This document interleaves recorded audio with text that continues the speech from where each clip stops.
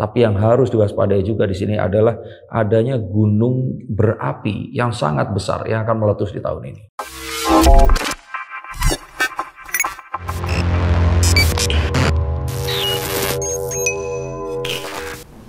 Oke, Mas Den, mungkin diawali dari awal tahun 2024 ini kan mungkin sudah ada beberapa kejadian yang cukup mencengangkan gitu ya di dalam kemarin salah satunya adalah tragedi kereta api gitu. Mungkin untuk kedepannya di tahun 2024 khususnya di Indonesia sendiri akan terjadi tragedi apa lagi sih Mas Den, mungkin kalau dalam Saya katakan tahun 2023 adalah tahun karma, sedangkan tahun 2024 adalah tahun kebangkitan. Dan kebangkitan sendiri otomatis banyak sekali hal-hal yang akan tadinya itu mereka merasa terpuruk, dan saat ini adalah saat yang tepat untuk mereka mulai berdiri kembali. Yang karena ini dilakukan bersama-sama, maka banyak hal yang terus kemudian bertabrakan. Jadi tragedi yang timbul ini muncul karena tidak lain tidak bukan adalah kesalahan manusia, dan hal ini sudah saya kemarin ramalkan juga akan ada kecelakaannya, lebih ke kecelakaan kereta api, dan ini juga akan walaupun di situ saya katakan hal-hal yang menyebabkan ini adalah penyebab manusia seperti sabotase, tapi ini pun kelalaian manusia yang bisa saja terjadi. Dan juga kemarin juga kita lihat kecelakaan pesawat yang bisa dihindarkan, pesawat komersial, walaupun akhirnya memakan korban, karena saya katakan kecelakaannya ini bukan kecelakaan pesawat komersial, melainkan kecelakaan pesawat pemerintah atau militer. Dan ini juga yang kemudian terjadi di Jepang.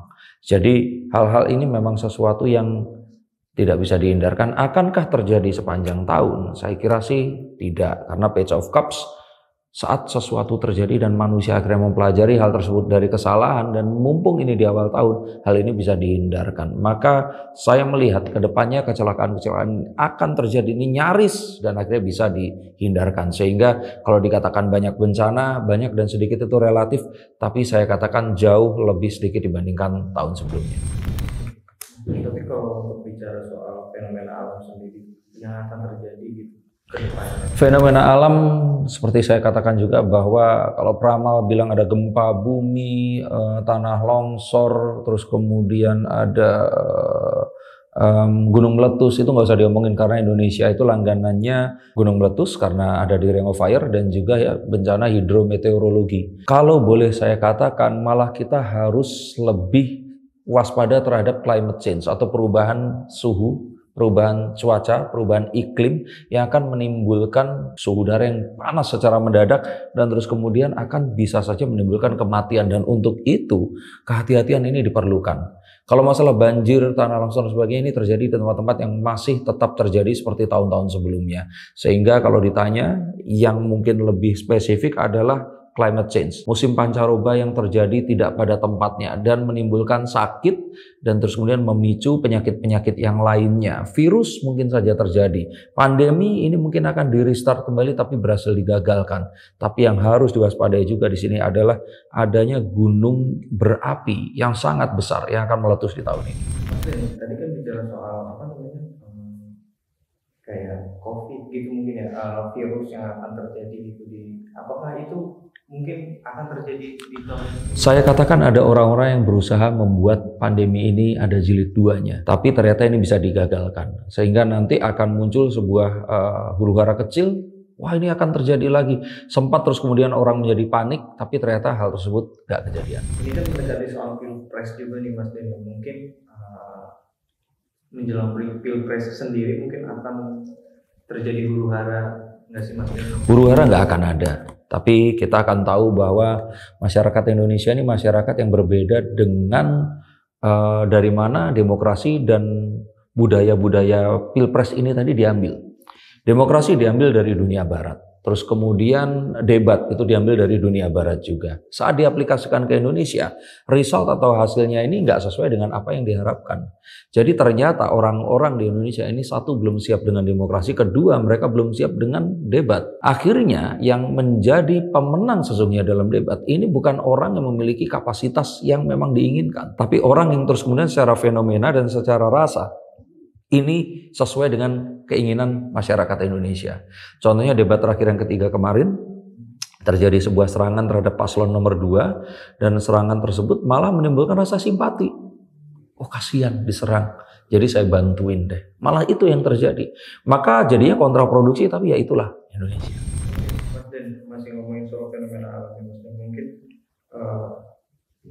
di tahun 2024 ini apakah akan berpotensi juga menimbulkan tsunami di sana atau seperti apa?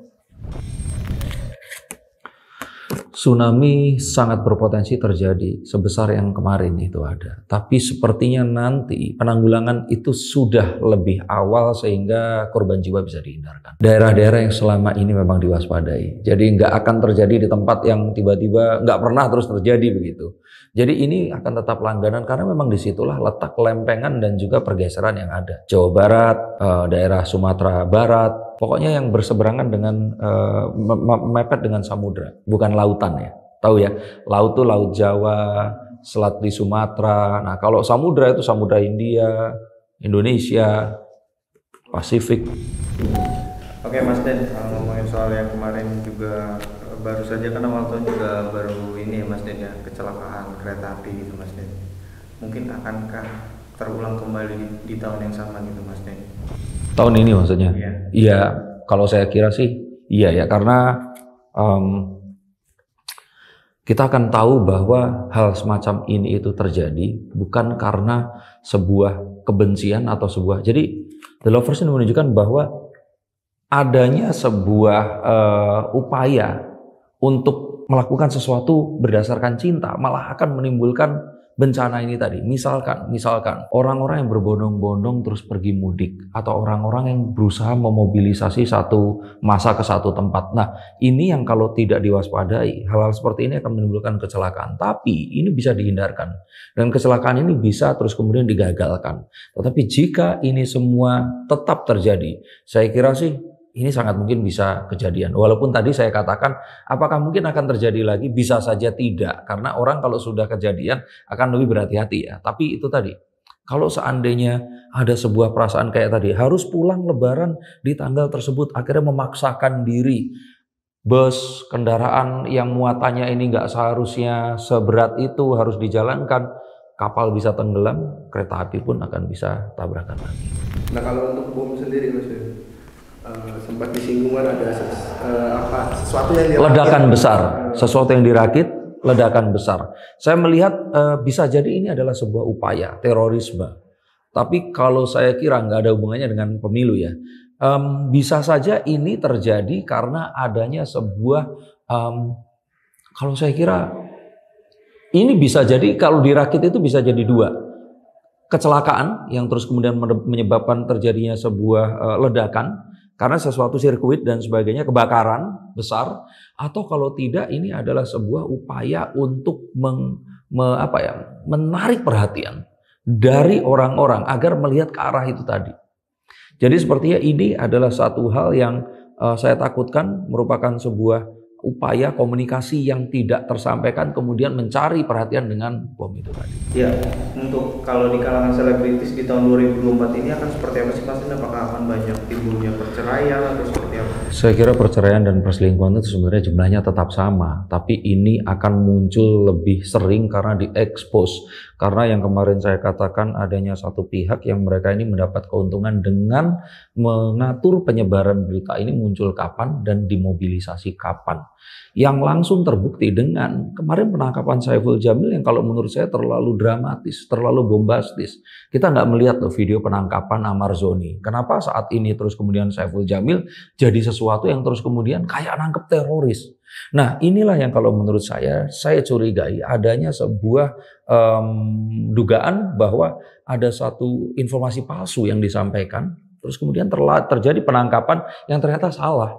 Nah ini yang kalau saya boleh katakan hati-hati, lebih di situ yang harus diwaspadai dan hati-hati terhadap kelompok orang-orang yang memang memiliki daftar hitam, artis-artis yang mereka ini udah bercerai atau mereka ini berselingkuh atau mereka ini ternyata terlibat oleh narkoba atau ternyata memiliki hubungan dengan pejabat. Nah ini yang harus hati-hati.